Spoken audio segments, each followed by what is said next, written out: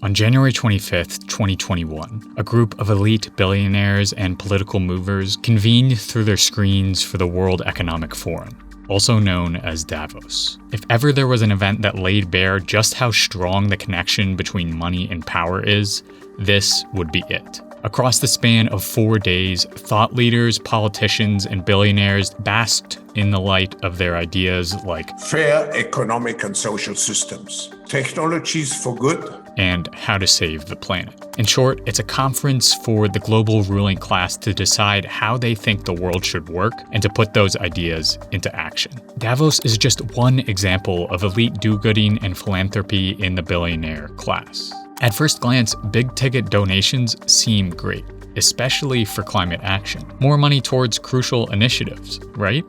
Well, as we'll soon see, billionaire philanthropy is far from the social good we paint it out to be.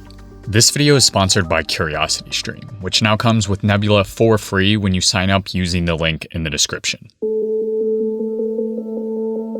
As wealth inequality soars and climate change destroys the lives of millions, the hyper-rich are beginning to realize that hoarding all of their money might not be the best thing for their public image. As a result, there's been a deluge of high-profile climate philanthropy in recent years, with the likes of Bill Gates, Jeff Bezos, and Elon Musk at the helm.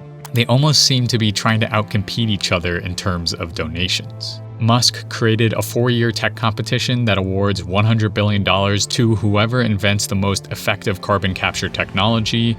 Bill Gates wrote a whole book on climate change, which I'll talk about later, and gathered his Billionaire Boys Club to create a $1 billion venture fund that invests in fringe climate technologies like cloud seeding. And finally, Jeff Bezos stomped into the climate philanthropy space by establishing a $10 billion Earth Fund, which will dole out grants to climate-oriented nonprofits and for-profits over the next 10 years. While these gifts initially seem impressive, even a cursory glance at the math reveals otherwise.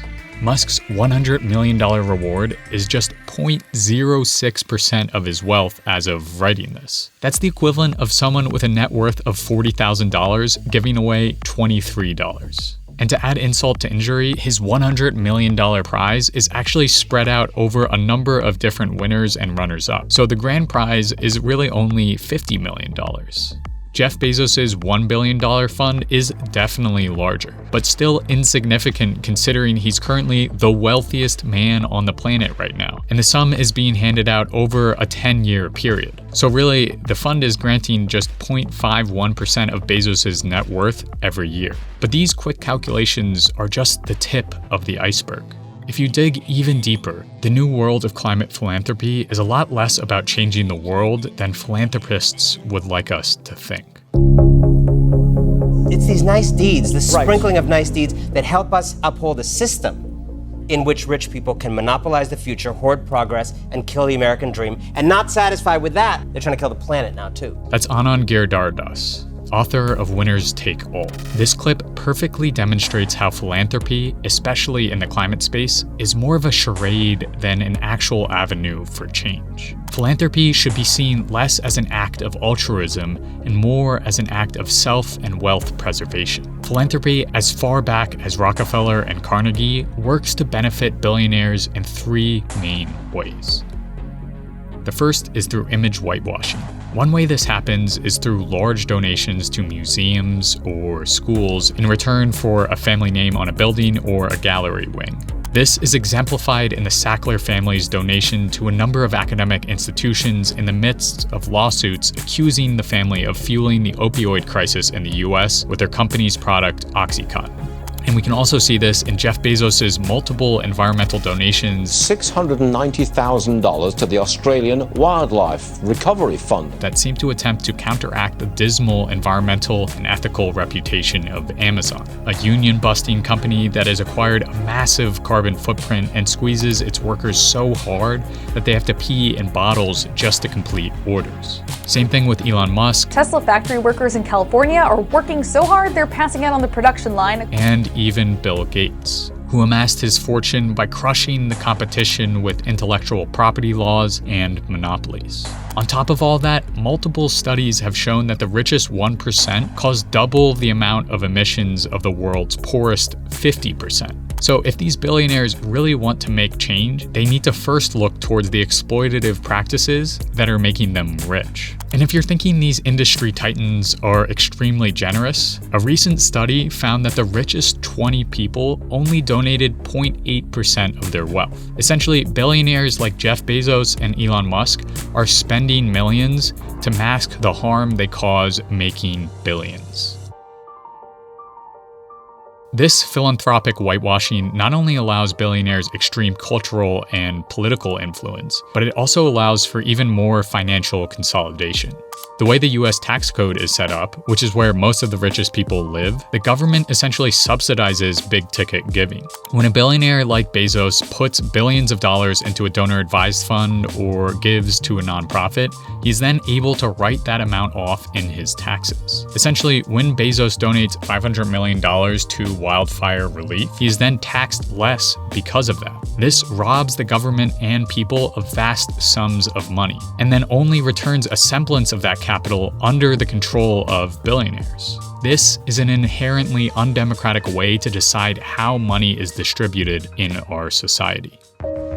Maybe the most insidious effect of big philanthropy is how billionaires are now changing what change means. I feel much more comfortable with our ability as a private foundation to allocate those funds than I do giving them to the government. Over the past 20 years, small donor donations have decreased while mega donations have increased. The ultra-rich are slowly consolidating funding for nonprofits into the hands of the few. This rise in big-ticket donations means an increased control of what nonprofits and foundations choose to focus on. Simply put, if your organization relies on the money of Jeff Bezos or Elon Musk, you'll be hesitant to criticize Tesla, Amazon, or espouse anti-capitalist views lest they pull your funding. A collective of radical feminists of color, Insight, write about this struggle in the intro to their anthology, The Revolution Will Not Be Funded. After securing funding from the Ford Foundation in early 2004, Insight developed 2 projects dedicated to abolishing state and interpersonal violence. Yet 6 months later, the Ford Foundation suddenly pulled its funding because of Insight's vocal support of the Palestinian liberation struggle.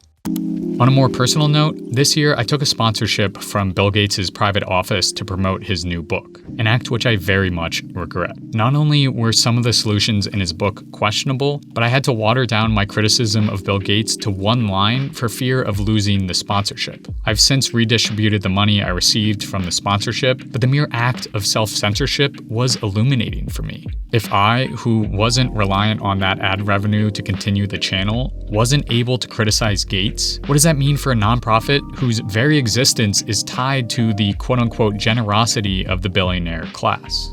Both these instances revealed the power of financial donations as a way to control progress. Big gifts come with big asterisks. Some stipulations might just be a name on a building or a seat on the board, but some can also mean dragging organizations away from radical change and into tinkering with the status quo. They co-opt organizations and even whole departments in universities and steer them with financial capital away from substantial systems change. This is at its core undemocratic. Who decided that Bill Gates gets to be the czar of global health, or that Elon Musk gets to rule over all things electric cars and space? The moment we began to rely on the unelected, wealthy few to create change was the moment we were held hostage to their political whims. The reality is that big philanthropy helps to uphold the very system that is trashing the planet, exploiting workers, and making the ultra-rich richer.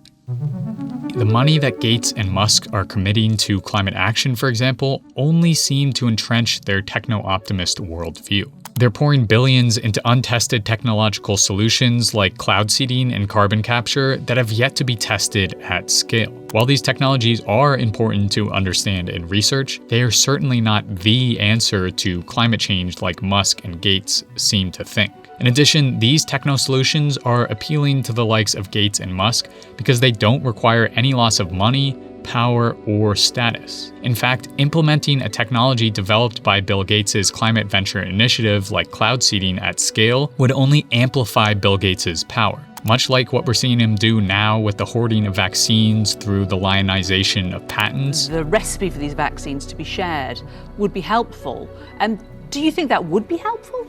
No. Gates could exert political control and influence through the very sky above us. The reality is that true climate action will not be funded by billionaires. The world they live in and the system that has made them rich is the very same one that is fueling the climate crisis. True progress and true action means taking power away from billionaires through heavy taxation and the simultaneous building of movements rooted in truly democratic and collective ideals. Jeff Bezos and Elon Musk don't know what small towns and city neighborhoods need. Only the residents know. So these billionaires shouldn't be the ones deciding the course of action.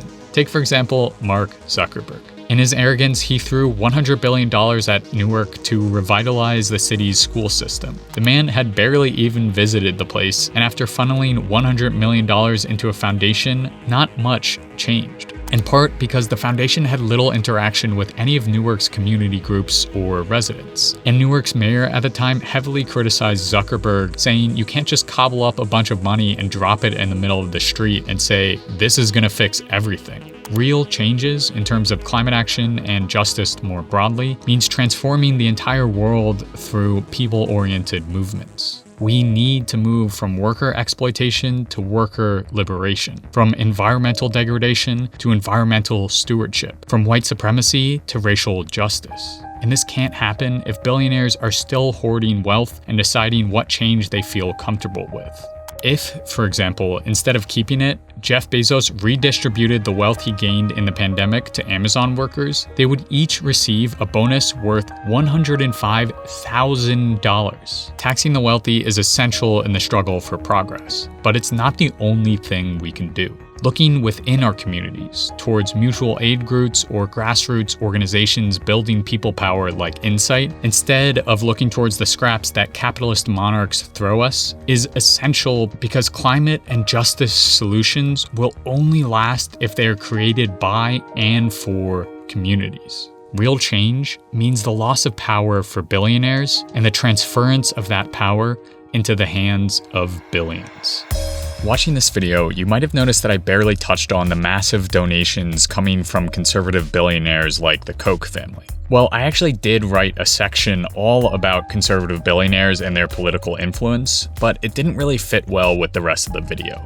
So I've uploaded that section as an extended edition of this video on the streaming platform my creator friends and I built called Nebula. That bonus content replaces this ad because there are no ads on Nebula. And you'll not only see a lot of extended editions, exclusive content, and ad-free videos over on Nebula from me, but also from channels like Second Thought and Polymatter. Nebula allows viewers to support creators directly, so they don't have to worry about the pesky YouTube algorithm or financial stability. Nebula is awesome, but it's now made even better with our partnership with CuriosityStream. CuriosityStream is the go-to streaming platform for thousands of top-tier documentaries like Earth's Survival, which draws upon interviews from top scientists to explain the true extent of the climate crisis. And because CuriosityStream loves supporting educational creators, we worked out a deal where if you sign up using the link below, not only do you get access to CuriosityStream, but you'll also get Nebula for free. And this isn't a trial. You'll have Nebula as long as you're a CuriosityStream member. And CuriosityStream is offering a special deal for my viewers, 26% off their annual plan. That's just a little over $1 a month for both CuriosityStream and Nebula. So by signing up, you not only directly support our changing climate,